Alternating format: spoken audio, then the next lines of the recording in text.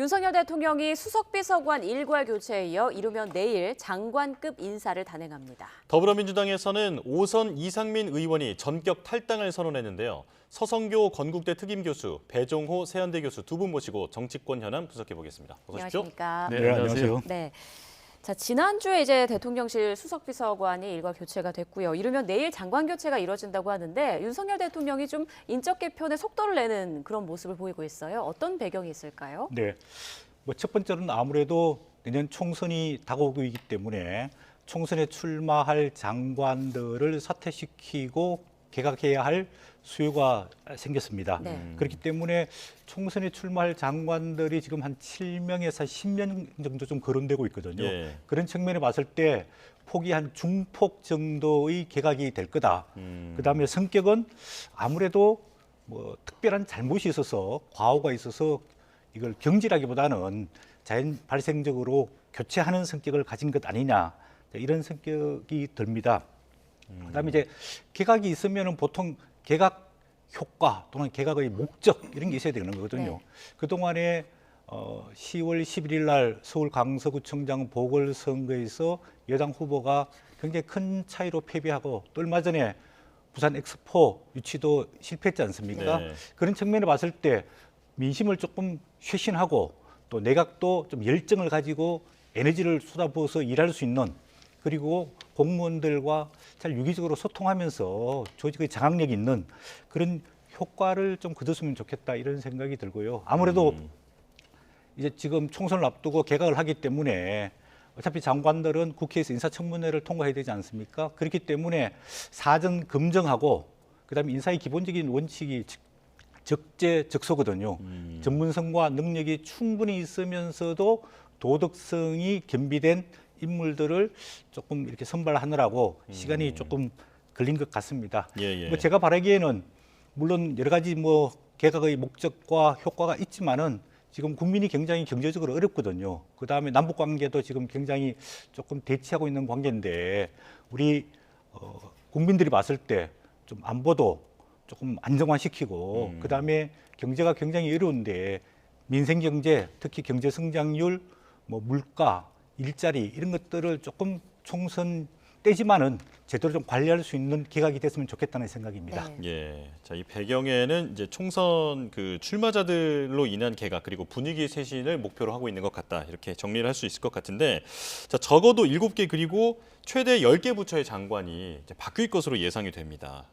이 정도의 개각 어떤 기준으로 단행될 거라고 보십니까? 일단 지금 국정 좀 안정이 좀 필요한 상황이에요. 아시겠지만은 엑스포 유치에서 아주 참패를 했지 않습니까? 뭐 당초에는 뭐 초박빙의 싸움 예상이 된다. 막판에 역전 추격도 가능하다. 이렇게 했는데 실제로 뚜껑 열어보니까 119대 29. 예. 저도 깜짝 놀랐어요. 이렇게 참패를 할 수 있나. 아마 많은 국민들이 크게 실망했을 것 같고 그러다 보니까 김대기 비서실장께서도 많은 국민들이 상심했을 것이다 라고 얘기를 했는데 이 부분에 대해서 지금 여권 내부에서도 책임을 물어야 된다. 라는 이제 책임론이 강력하게 일고 있기 때문에 대통령께서 사과를 했지 않습니까? 근데 문제는 아무도 지금 사의 표명을 하지 않고 있는 이런 상황. 그러다 보니까 빨리 이제 지금 개각을 통해서 이런 좀 민심을 바로 잡아보겠다라는 이제 그런 배경도 담겨 있는 것 같고요. 네. 이제 두 번째로는 이동관 방송통신위원장 이제 전이됐죠. 전격적으로 사퇴를 했어요. 예. 그래서 지금 야권에서는 꼼수 사퇴다 이렇게 얘기를 하고 있는데 그 이유는 이제 탄핵 소추안이 국회에서 가결이 되면은 직무가 정지가 됩니다. 그런데 현재 아시겠지만은 방통위원회 같은 경우는 5인 합인 체제입니다. 그런데 이제 윤석열 대통령께서 국회 추천 목소리 임명을 안 하니까 지금 2인 체제로 운영이 됐단 말이에요. 근데 만약에 방통위원장마저 탄핵 소추안이 가결돼서 직무 정지가 되면은 1인 체제가 되니까 방통위원회가 이제 사실상 식물방통위원회가 되거든요. 네. 그러다 보니까 이제 이동관 방통위원장이 전격적으로 꼼수 사퇴한 것이 아닌가. 여기에 대해서 지금 굉장히 좀 민심이 좋지 않기 때문에 제가 볼 때 좀 국정을 안정시키기 위해서 이렇게 전격적으로 중폭 내지는 이제 약간 뭐 대폭 10명 정도의 장관들이 개각이 이루어질 것이다라는 전망도 있어요. 예, 예. 그래서 이제 그런 것으로 보여지고 또 하나는 이제 최근에 김건희 여사의 명품백 쇼핑 논란이 있었지 않습니까? 예. 명품백을 이제 받았다는.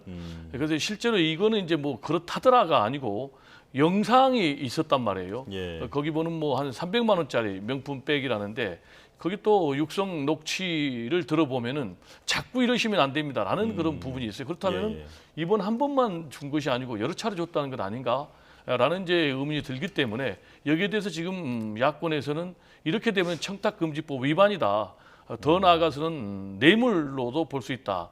라는 이제 그런 문제 제기가 강력하게 나오고 있기 때문에 이렇게 전격적으로 조기에 많은 그런 이제 개각을 단행을 해서 제가 볼 때는 국면 전환을 하려는 그런 의미도 좀 담겨 있는 것 아닌가 이렇게 생각이 됩니다. 네, 예. 크게 세 가지 정도로 말씀을 해주셨는데 제일 처음에 이제 부산 엑스포 유치와 관련해서 말씀을 해주셨잖아요. 네네. 유치전을 주도해온 박진 외교부 장관이 어떻게 될 것인가도 좀 관심인데 어떻게 예상하세요? 일단 박진 외교부 장관 같은 경우는 당초에는 아주 연임이 유력시 됐어요. 네. 근데 말씀하신 대로 이제 참패가 나오면서 국민들이 실망하면서 내부에서 지금 책임론이 굉장히 일고 있거든요.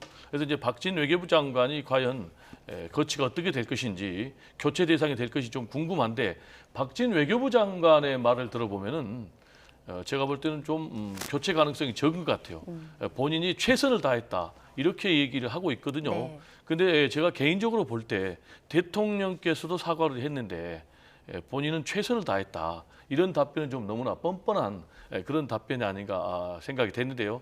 종합적으로 보면은 교체보다는 유임 쪽의 가능성이 더 높은 것이 아닌가 이렇게 생각이 됩니다. 예. 자, 그리고 이번 개각에서 가장 관심이 모이고 있는 부분이 바로 한동훈 법무부 장관 아니겠습니까? 이제 후임 인선 작업이 진행 중이라는 언론 보도도 여러 번 나왔는데 이번 개각 대상에는 포함되지 않을 거란 전망도 있거든요. 어떻게 보십니까? 네, 뭐 제가 인사권자가 아니기 때문에 전망을 정확하게 하기는 힘든데요. 네. 어쨌든 간에 한동훈 법무부 장관이 장관으로서 지방을 다니고 또 행사를 하고 이벤트를 하면서 그 국민들의 지지, 또 언론들의 관심을 굉장히 많이 끌고 있거든요. 그런데 만약에 한동훈 법무부 장관이 사퇴를 하고 정치인으로 갈 경우에 과연 그만큼 국민의 관심을 끌 수 있을 것인가?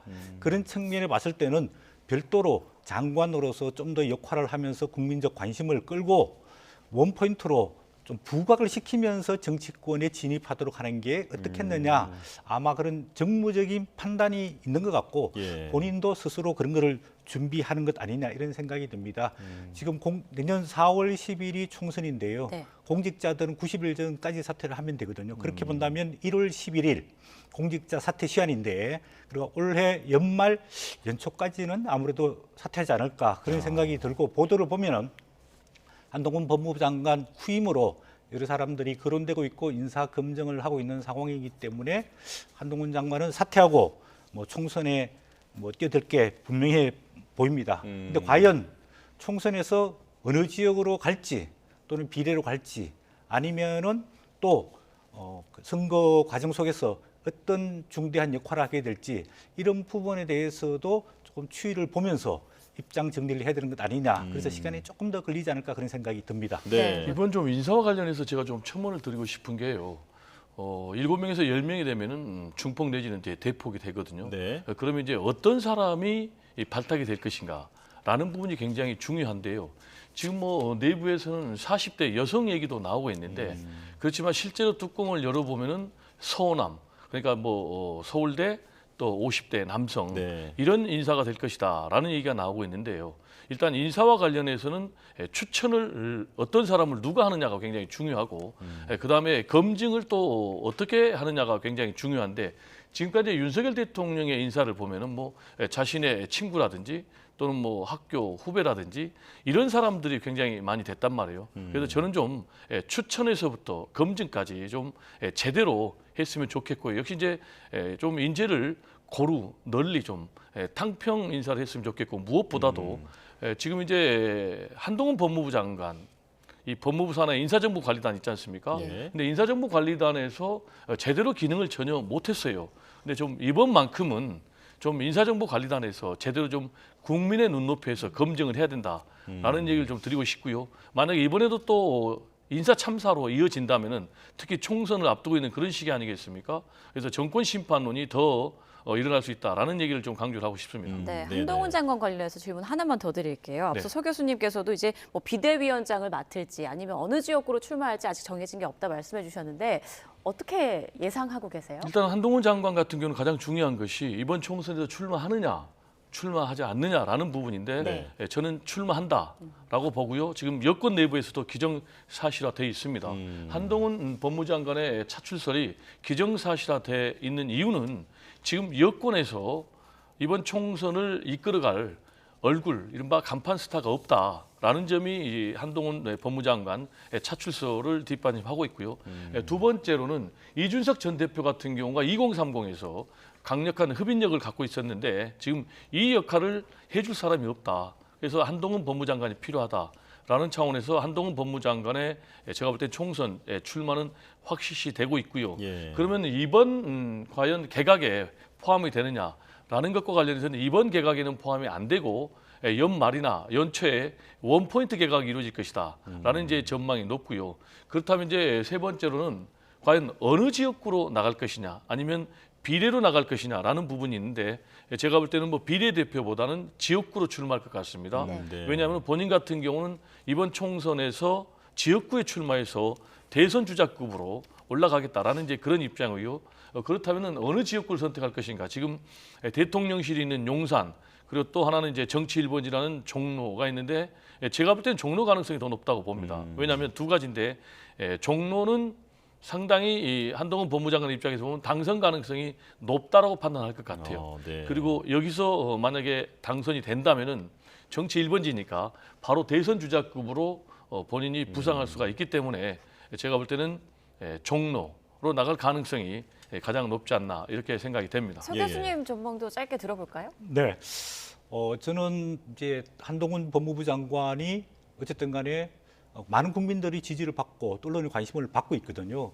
그런 측면에 봤을 때 그냥 한 지역에 나가서 본인만 당선되도록 할 거냐 아니면 전국 지원 유세를 다니면서 본인이 영향력을 확대할 수 있도록 할 거냐 이런 측면에 봤을 때는 조금 그래도 당선 가능성이 높은 지역에 공천을 하고 그다음에 선거대책위원장을 맡아서 전국을 다니면서 지원 유세를 하는 쪽으로 방향을 가지 않을까 그런 생각이 들거든요. 그런 측면에 봤을 때는 아무래도 용산이라든지 네. 뭐 서초라든지 강남 지역 좀 중에서 본인이 지역에서는 선거운동을 좀 적게 하더라도 전국 특히 수도권이 어렵기 때문에 수도권을 달리면서 지원 유세에 연대를 할 수 있는 그런 역할을 맡게 되지 않을까 조심스럽게 예측을 해봅니다. 예, 저 추가적으로 그 파괴력에 대한 전망도 계속 엇갈리고 있는데 한동훈 법무부 장관이 비대위원장이라든지 선대위원장이라든지 전면에 나설 경우에 파괴력은 얼마나 될 거라 이렇게 전망하십니까?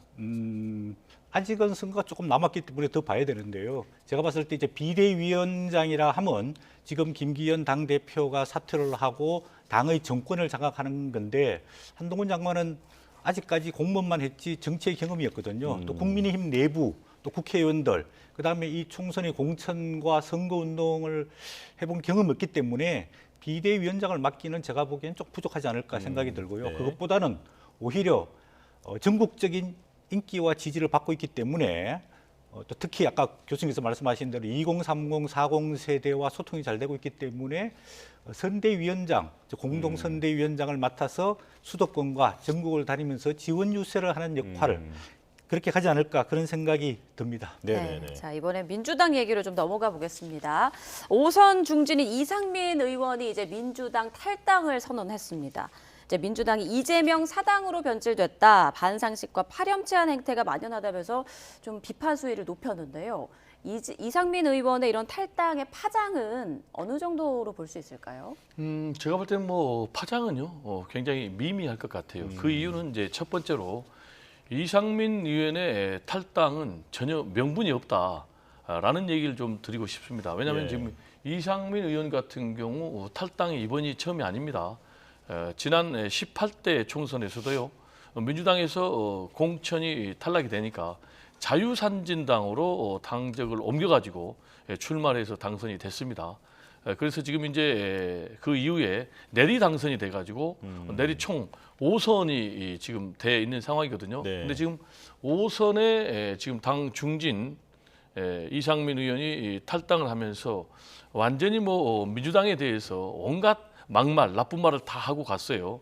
그런데 이런 말 있지 않습니까? 자신이 마셨던 우물에 침을 뱉지 말라라는 얘기가 있는데 이렇게 자신을 5선으로까지 중진으로까지 키워진 민주당에 대해서 지금 뭐 탈당을 하고 사실상 제가 볼 때는 뭐 국민의힘으로 입당이 기정사실화 저는 된다고 봅니다.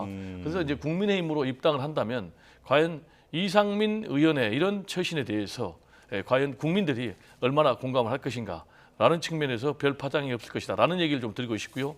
두 번째로는 지금 5선 의원임에도 불구하고 민주당에서 별로 존재감이 없습니다. 이렇다 할 당직을 맡은 사례도 없고요.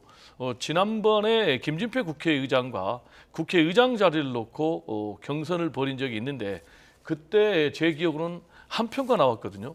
그럴 정도로 지금 본인이 당내에서 어떤 뭐 세력의 중심에 있었던 적이 없기 때문에 굉장히 미미할 것이다. 그리고 이제 결국은 아까도 말씀드렸지만 국민의힘에 입당한다면 그건 결국에 이제 본인은 그 지역구에서 당을 바꿔서 당선이 될 가능성은 있다고 해요. 그러나 전체 선거에서 보면 국민들이 볼 때 이런 사람을 또 국민의힘에서 총선 승리를 위해서 공천을 줬느냐라는 것과 관련해서는 오히려 얻는 것보다는 국민의힘 입장에서는 잃는 것이 더 큰 그런 결과가 나오지 않을까 생각이 됩니다. 예. 그런데 배 교수님께서는 지금 이제 이상민 의원이 국민의힘으로 아마도 입당할 것으로 보이고 그리고 영향력도 크게 없을 거다라고 전망을 하셨는데 서 교수님은 어떻게 보십니까? 네. 3단계로 진행을 되고 있다고 보는데요. 첫 번째는 이제 민주당을 탈당을 하고 굉장히 강력한 비판을 했죠. 네. 민주당은 이재명 사당이고 개딸들의 당이다. 그래서 도저히 고쳐쓸 수 없다. 복원 불가능하다. 그래서 본인은 상식의 정치를 복원하기 위해서 민주당을 탈당한다. 이게 1단계고요. 2단계는 아무래도 삼지대에 있는 이준석, 금태섭 신당과 약간은 보조를 맞추면서 만약에 그 신당이 탄력을 얻게 되면은 거기에 합류할 가능성이 조금 있고요. 아마 그 신당이 크게 지역구에서 당선되기 어렵다. 네. 이런 판단을 들면 교수님께서 말씀하신 대로 결국은 국민의힘 입당해가지고 국민의힘 후보로 갈 가능성이 많다고 봅니다. 그래서 첫 번째, 두 번째로는 제3지대와 같이 한다는 어떤 정치 개혁의 명분을 택하는데 그 명분이 제가 봤을 때 효과를 나타내기는 굉장히 쉽지 않을 거라고 보이거든요. 그렇게 되면 결국은 실리를 찾아서 왜냐하면 선거에 출마하려 그러면 거대 정당의 플랫폼이 있는 게 굉장히 유리하거든요. 그런 측면을 봤을 때 국민의힘에 입당할 가능성이 많다고 보여지는데 이거는 국민의힘에 큰 플러스 효과가 있기보다는 민주당의 굉장히 비판적 자세로 굉장히 강하게 나오고 있기 때문에 민주당으로서는 굉장히 뼈아픈 그런 이제 부정적인 영향을 끼칠 수밖에 없지 않을까 그런 생각이 듭니다. 제가 좀 얘기를 하고 싶은데요. 예. 방금 교수님께서도 얘기하셨지만 이상민 의원이 탈당하면서 상식의 정치를 복원하겠다라는 명분을 걸었거든요. 네. 지금 이상민 의원이 민주당을 탈당한 것은 딱 하나예요. 민주당에서는 공천 못 받으니까 당을 바꿔서 국민의힘에 들어가서 공천 받아서 배지를 한 번 더 달겠다라는 것 외에는 없거든요. 뵀지요. 그렇다면은 네. 5선이나 자신을 키워준 이 민주당에 대해서 본인이 사실상 배신한 거거든요. 근데 이게 상식의 정치를 복원한 것인가? 제가 볼 때는 배신의 정치를 한마디로 상식의 정치로 지금 궤변을 늘어놓는데 이런 것을 보면은 과연 초등학생들에게 뭐라고 할 수 있겠습니까?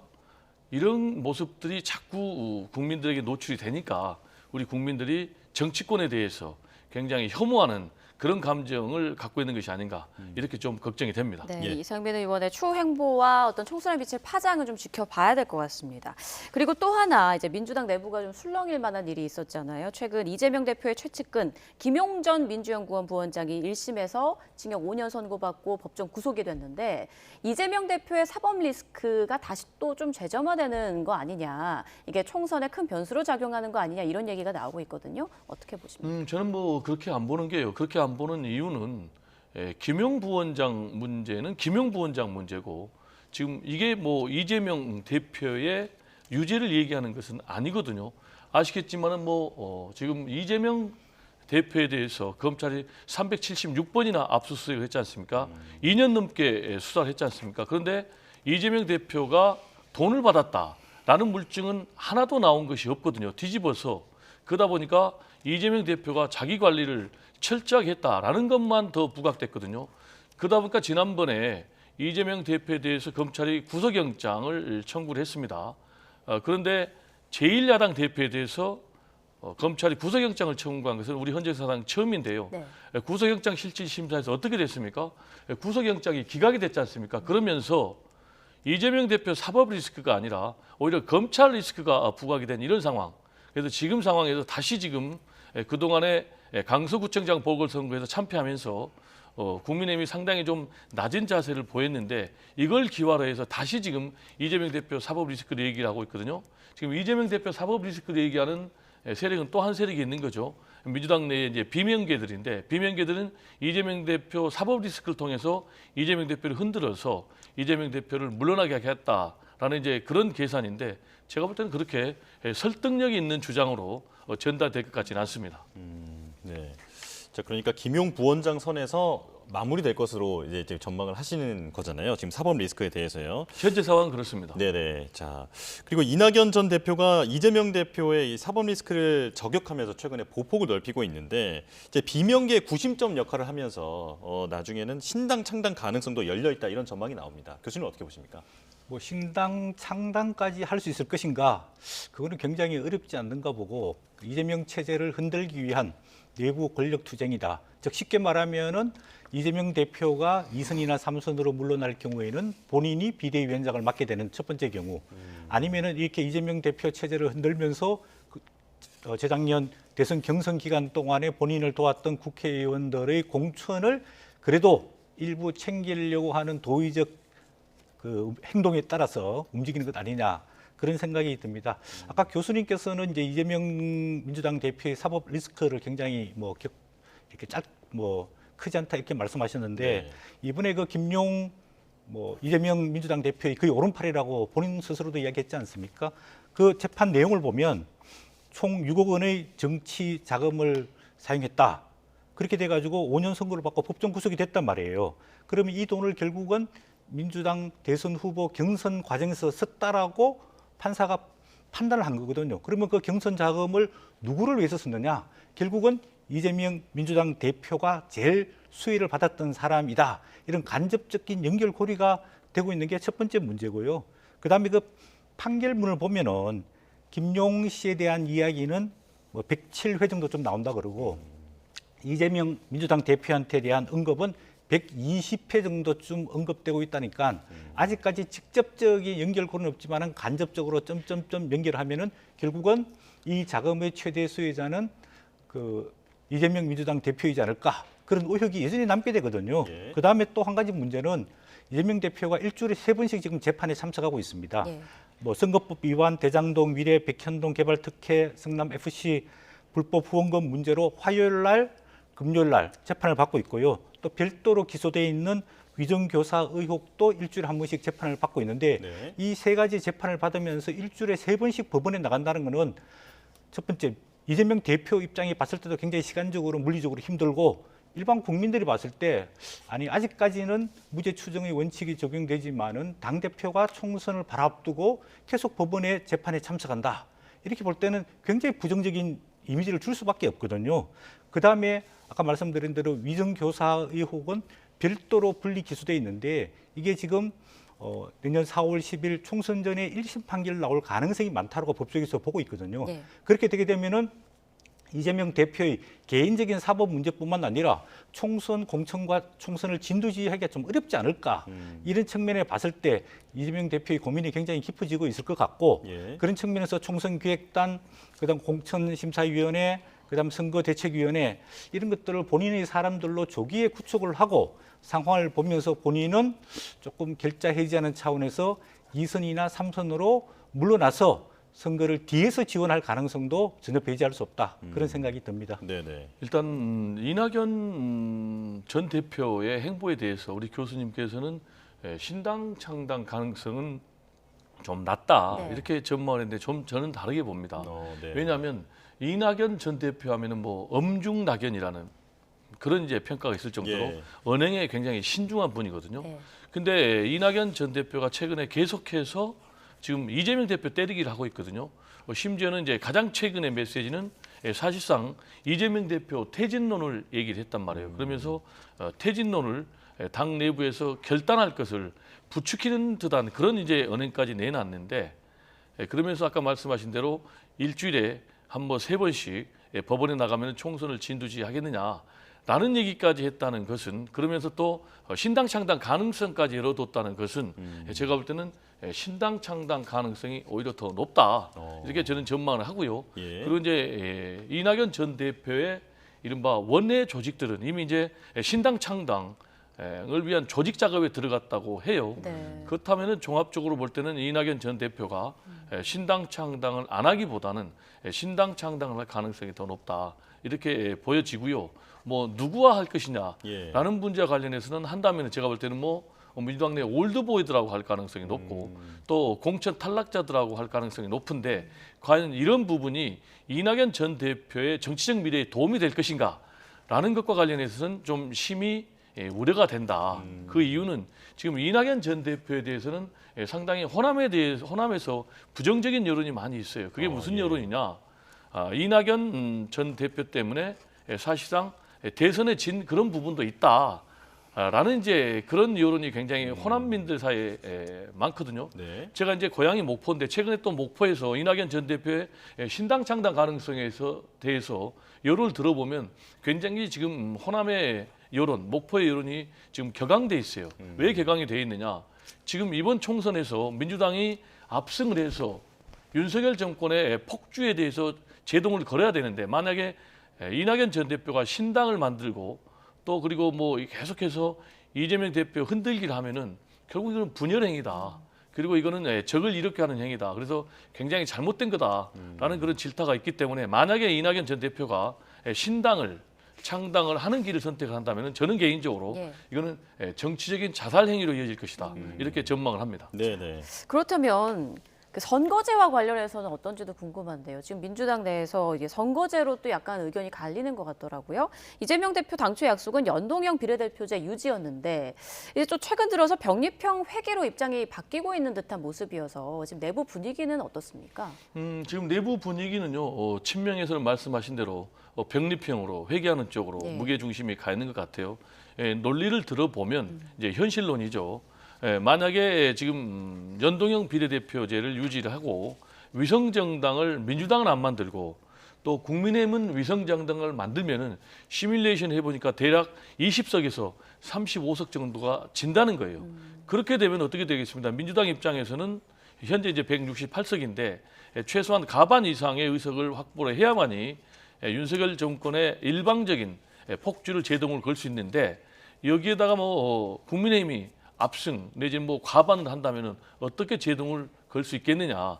물론 연동형 비례대표제를 도입을 하고 그리고 또 비례대표제를 확대하고 그래서 이제 다당제로 가는 것이 대한민국 정치 발전에 좋은 것은 맞다. 이 부분에 대해서 이제 이재명 대표가 대선 후보 때도 또 공약으로 제시한 것인데 그런데 이런 길을 선택하다 보면 아까도 말씀드렸듯이 지금 국민의힘이 압승하게 되면 더 많은 손해를 입게 된다. 그리고 이러한 손해는 결국은 고스란히 국민들에게 전가된다라는 이제 그런 판단을 이재명 대표 그리고 친명들은 하고 있는 것이 아닌가 이렇게 생각이 됩니다. 네네. 교수님 그렇다면 그 비명계 반발은 그 예상이 되는데 이건 어떻게 처리할 거라고 보십니까?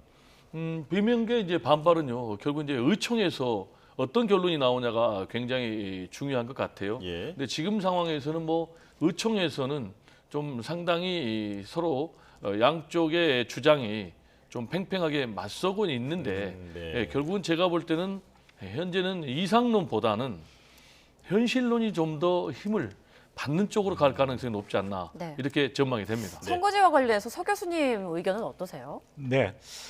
이게 제가 교수님 말씀하신 현실론과 명분론이 있습니다. 그 이재명 대표는 지난 대선 기간 동안 또 그 이후에도 정치 개혁 약속하면서 대통령 중임제 그리고 국민의 대표들이 다양하게 대표될 수 있는 연동형 비례대표제 그다음 위성정당 금지 이걸 주장해 왔거든요. 네. 사실은 대한민국의 국민들이 가지고 있는 정치적 의사가 그대로 반영되기 위해서는 이 윤동경 비례대표제 지난번 같이 위성정당을 금지하는 게 저는 맞다고 봅니다. 그렇게 되게 되면은 이재명 대표 입장에 봤을 때는 민주당은 지역에서만 표를 얻고 바깥에서 소위 말하는 이제 비례정당이 생겨가지고 본인이 통제할 수 없는 이제 그 위성정당이 생기게 되는 거거든요. 그것보다는 병립형으로 자기가 지역구 공천도 다 하고 옛날같이 비례대표 공천도 다 하게 되면은 이재명 대표가 당 장악력이 높아질 수밖에 없는 거거든요. 그런데 지금 민주당에서도 한 75명의 의원들이 위성정당을 방지법을 만들고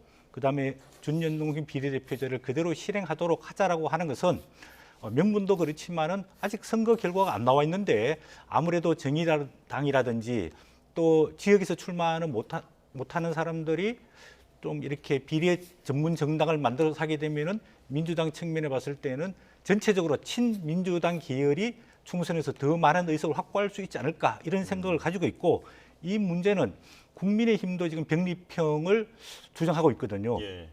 왜냐하면은 과거 선거 결과를 보게 되면은 비례대표에서는 늘 국민의힘이 몇 석을 앞서왔습니다. 왜냐하면 비례 득표를 더 많이 해왔거든요. 그런 측면에 봤을 때 만약에 이번에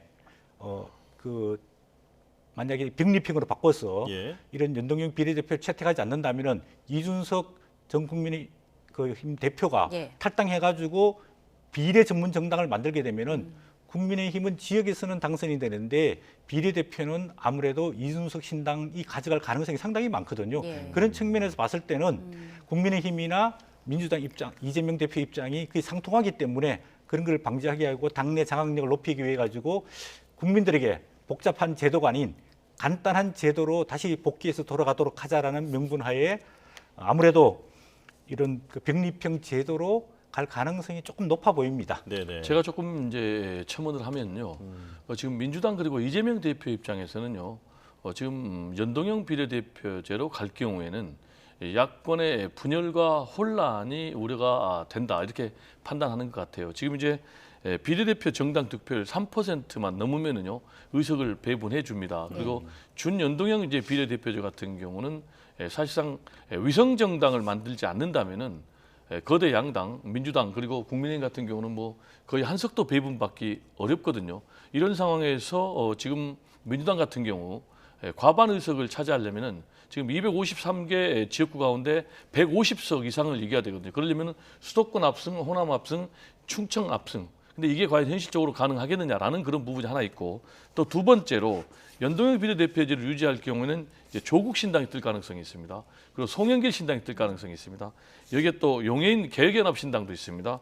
그리고 아까 우리가 논의했던 이낙연 신당까지 뜰 수가 있습니다.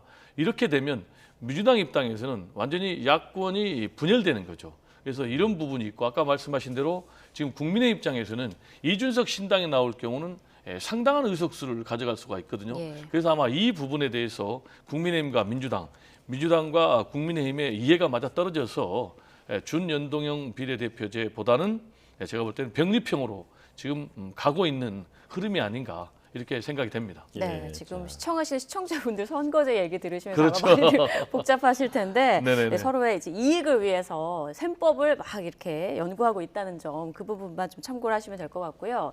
자, 이제 지금 시간이 얼마 없지만 짧게 한 이슈만 더 짚어보고 넘어가겠습니다. 여야의 일명 쌍특검 기싸움도 가열되고 있는데요. 자, 오늘 청와대 참모진 교체 이후 첫 고위당정 협의회가 열렸는데 이 자리에서 김기현 대표가 민주당의 국정 발목 잡기를 비판하며 포문을 열었습니다. 잠깐 듣고 오시죠.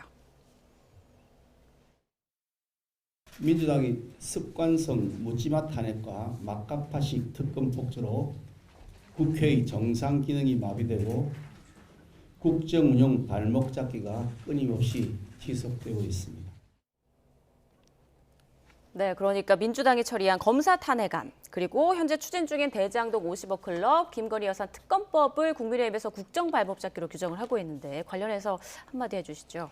네, 아무래도 김기현 그 국민의힘 대표가 소수 여당이지 않습니까? 그런 측면에 봤을 때 의석수의 부족, 또 세 부족 이런 거를 절실하게 느끼면서 그러면서 야당을 공격할 수밖에 없는 거거든요. 사실 지금 정치적인 문제를 쟁점화하기보다는 지금은 국회를 마무리를 어떻게 짓느냐 그 문제가 가장 크거든요. 지금 657조 국민의 막대한 세금이 들어간 내년도 예산안에 대한 심의도 제대로 못하고 있고 또 한 400여 건의 민생 법안이 법사위에 계류되는데 이 법안에 대한 심사 통과도 아직 제대로 못하고 있단 말이에요. 그리고 12월 9일 되면은 이번 정기국회가 끝납니다. 그러면 또 임시국회를 열어야 되고 여야 간의 치열한 이런 경쟁과 다툼, 격돌 물론 정당들은 총선을 앞두고 자기 지지 세들을 모으기 위해 가지고 이런 극한 대립을 펼치는데 이런 극한 대립 속에서 결국 피해는 국민이 보는 거란 말이에요. 네. 저는 오늘 뭐 청와대 개편도 있고 이제 내일 내각 개편도 있는 이런 상황이면은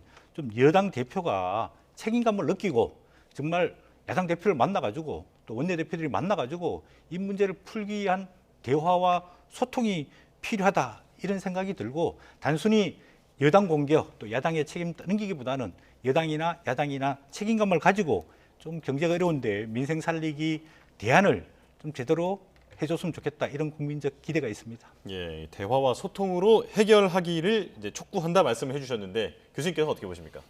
대화를 하는 게 좋은데 지금 대화를 거부하고 있는 분이 윤석열 대통령 아닌가요? 제1야당 대표 지금 2년 다 돼가는데 한 번도 안 만나고 있잖아요. 근데 지금 이제 민주당에서 지금 이제 검사 탄핵을 추진하고 있는데 이것을 발목 잡기다. 그리고 또 50억 대장도 클럽 그리고 또 김건희 여사 의혹에 대해서 특검법을 통과시켜서 조사하겠다는데 이걸 발목 잡기라고 규정하는 것은 제가 볼 때 너무나 터무니없는 주장 같고 아시겠지만은요 지금 안동환 검사 같은 경우는 우리 대한민국 헌정사상 사상 최초로 검사 탄핵 소추안이 지금 통과가 됐습니다. 근데 이제 안동환 검사 같은 경우는요 유성 씨를 서울시 간첩 조작 사건 때 이걸 해가지고 결국 이제 이게 무리한 수사다라는 게 나오니까 조작을 해가지고 증거를 그래서 이제 이걸 다시 보복 기소한 거 아니겠습니까? 그래서 대법원에서 좋다도 이거는 공소권을 남용한 것이다라는 그런 이제 판결이 나왔거든요. 그렇다면 이 부분에 대해서 당연히 책임을 물어야 되는 거죠. 근데 아무도 책임을 묻지 않으니까 지금 국회가 책임을 묻겠다라는 것이고요. 두 번째로 손준성 검사 같은 경우는요 고발 사주 의혹으로 지금 수사를 받고 있는 그런 상황인데 지금 손준성 검사 같은 경우는 이 죄가 만약에 사실로 판정이 된다면은 국기문란에 해당되는 거거든요. 지금 네. 공수처가 징역 5년을 구형한 사건이에요. 그러면 이 부분에 대해서는 당연히 국회에서는 탄핵 절차를 밟아야 되는 것이고 마지막으로 역시 이제 탄핵 소추안이 통과된 이제 이정섭 검사 같은 경우는 여러 가지 지금 의혹들이 나오고 있는 것 아니겠습니까? 그래서 검찰에서조차 지금 강제 수사를 하고 있고 인사조치를 했지 않습니까? 근데 이런 부분에 대해서 지금 탄핵 절차를 밟는데 이게 왜 이게 국정 발목 잡기라고 주장을 하는지 좀 이해가 가지 않습니다. 예. 알겠습니다. 총선이 다가올수록 여야 대치는 점점 더 강해지고 거세질 것 같습니다. 오늘 두 분 말씀 여기까지 듣겠습니다. 서성교 건국대 특임교수, 배종우 세한대 교수 두 분과 함께 전국 이슈들 살펴봤습니다. 고맙습니다. 고맙습니다. 네, 감사합니다.